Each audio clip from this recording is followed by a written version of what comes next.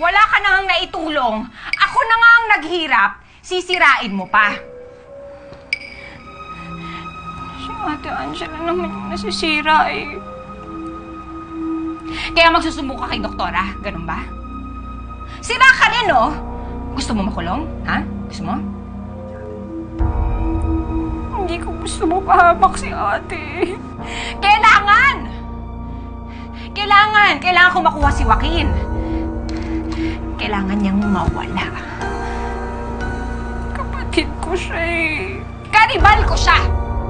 Tama na, Roxanne. Sumuko na tayo. Ayoko na. Mahina ka talaga, no?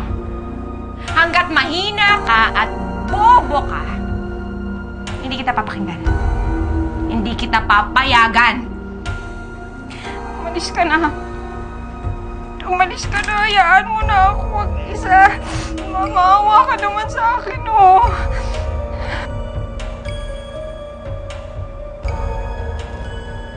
Ang mga awa, para sa mga mahihina lang.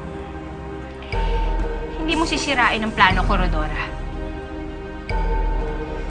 Akin ang katawan na to. Unti-unti nang nabubuo lahat ng plano ko. Maganda na eh. Huwag mong sisirain. Sa akin si Joaquin. Sa akin tong katawan na to.